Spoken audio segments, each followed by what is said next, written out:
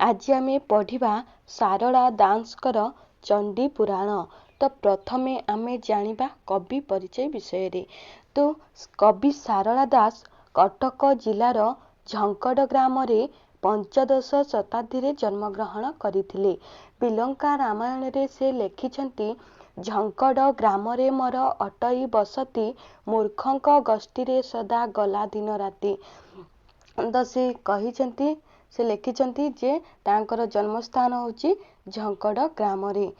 सारला दास को पिलादिनर नाम थिला सिद्धेश्वर परिडा। से कपिलेन्द्र देवଙ୍କ समसामयिक कवि थिले। सारला दास निज ग्रंथराज रे कौनसी स्थान रे निजर वंश परिचय प्रदान करिथिबार देखा जाए नाही।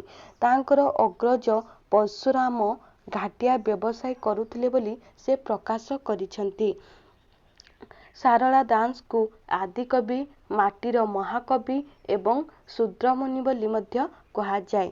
तो तांकर बाल्य शिक्षा देखिबा। कवि निज बाल्य जीवन संबंधरे जेउ सामान्यतम आलोकपात करिछंती तहिरू अनुमित हुए जे से कुसंसर्ग जनित दोषरू विद्याध्ययन करिपारि नथिले एवं पशा, जुआ इत्यादि क्रीडारे समय अतिबाहित करी पंडित और ज्ञानी मानक संस्पर्शरे आसीपारि नथिले। ए संबंधरे कविंक उक्ति होउछि मोहर जन्मे मुत विद्या पड़ी नाही सुजन जन संगते मोहि जे न थाई पंडित जनकर नबसिली संगे पशा जुआ सकटादि आबर नाना रंगे।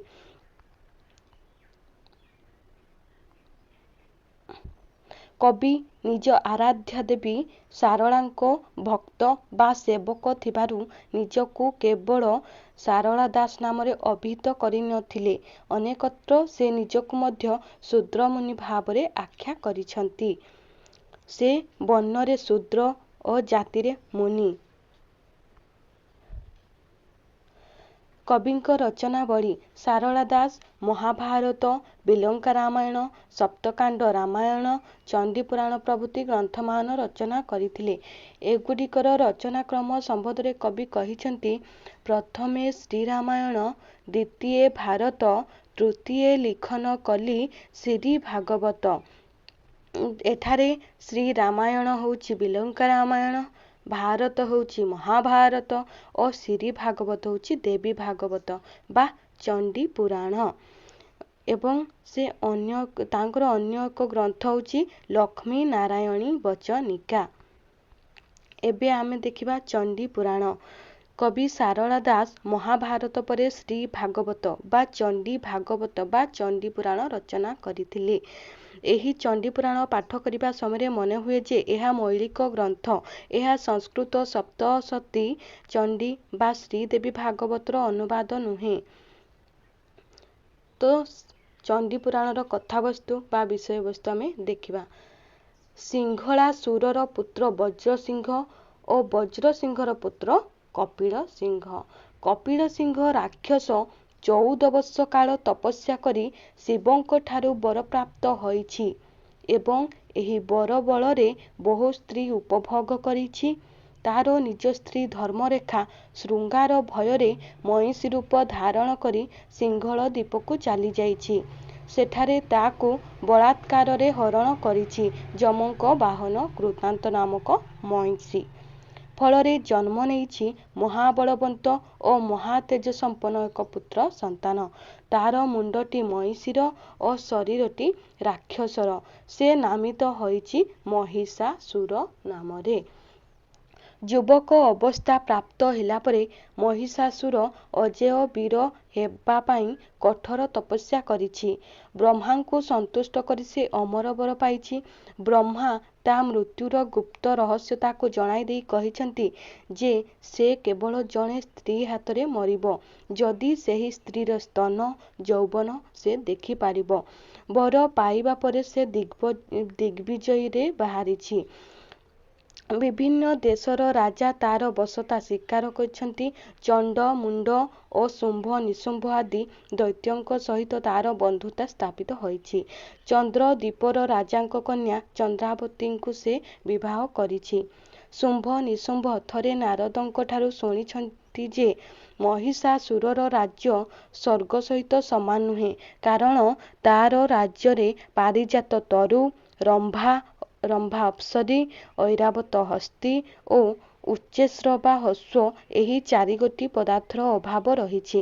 ଏହି ଚାରିଗୋଟି ଦ୍ରବ୍ୟ ମହିଷାସୁର ରାଜ୍ୟକୁ ପଠାଇବା ପାଇଁ ଶୁମ୍ଭ ନିଶୁମ୍ଭ ଇନ୍ଦ୍ରଙ୍କ ନିକଟକୁ ପତ୍ର ଲେଖିଛନ୍ତି। ଇନ୍ଦ୍ର ସେମାନଙ୍କୁ ଅବଜ୍ଞା କରି ସେମାନଙ୍କ ଦ୍ୱାରା ପ୍ରେରିତ ଦୂତଦ୍ୱୟଙ୍କୁ ହତ୍ୟା କରିଛନ୍ତି। ରାକ୍ଷସଦ୍ୱୟ କ୍ରୋଧାନ୍ୱିତ ହୋଇ ସ୍ୱର୍ଗ ଆକ୍ରମଣ କରିଛନ୍ତି। ଦେବତାଗଣ ଭୟରେ ଆତ୍ମଗୋପନ କରିଛନ୍ତି। ରାକ୍ଷସଦ୍ୱୟ ଆମନ୍ତ୍ରଣ କ୍ରମେ ମହିଷାସୁର ମଧ୍ୟ ସେଠାରେ ଉପସ୍ଥିତ ହୋଇଛି। ଦେବତାଙ୍କ ପ୍ରତି ସେମାନଙ୍କ ଅତ୍ୟାଚାର ବଢ଼ିବାରେ ଲାଗିଛି। ଦେବତାଗଣ ଅନନ୍ୟୋପାୟ ହୋଇ ବିଷ୍ଣୁଙ୍କୁ ସେମାନଙ୍କ ଦୁଃଖ ଜଣାଇଛନ୍ତି। ଦୁଷ୍ଟ ରାକ୍ଷସକୁ ବଧ କରିବାର ଉପାୟ ସ୍ଥିର କରାଯାଇଛି। ସେମାନଙ୍କର ଏହି ମନ୍ତ୍ରଣା ମେରୁ ପର୍ବତ ଉପରେ ଚାଲିଥିବା ବେଳେ ମହିଷାସୁର ପର୍ବତ ତଳେ ରହି ସବୁ କଥା ଶୁଣିପାରିଛି। ସେ ମେରୁ ପର୍ବତକୁ ଦୋହଲାଇ ଦେଇଛି। ତାର ଏପରି ଆଚରଣରେ ଦେବତାଗଣ କ୍ରୁଦ୍ଧ ହୋଇଛନ୍ତି ଓ ସେମାନଙ୍କ ମୁଖରୁ ଅଗ୍ନି ନିର୍ଗତ ହୋଇ ମହାନଳର ଉତ୍ପନ୍ନ ହୋଇଛି। ମହାନଳ ଦେଖି ମହିଷାସୁର ଭୟଭୀତ ହୋଇ ପଳାଇଯାଇଛି। ଦେବତାଗଣ ମହାନଳକୁ ଶାନ୍ତ ହେବା ନିମନ୍ତେ ପ୍ରାର୍ଥନା କରିଛନ୍ତି। ସମସ୍ତଙ୍କୁ ବିସ୍ମିତ କରି ସେହି ମହାନଳ ମଧ୍ୟରୁ ଜନ୍ମ ନେଇଛନ୍ତି ଅନାଦି ଶକ୍ତି ଓ ଅତୁଳନୀୟ ସୌନ୍ଦର୍ଯ୍ୟର ଅଧିକାରିଣୀ ସହସ୍ରଭୁଜ ବିଶିଷ୍ଟା ଅଭୟା କାତ୍ୟାୟନୀ। ବ୍ରହ୍ମାଙ୍କ ଦ୍ୱାରା ତାଙ୍କର ନାମକରଣ କରାଯାଇଛି ଦୁର୍ଗା।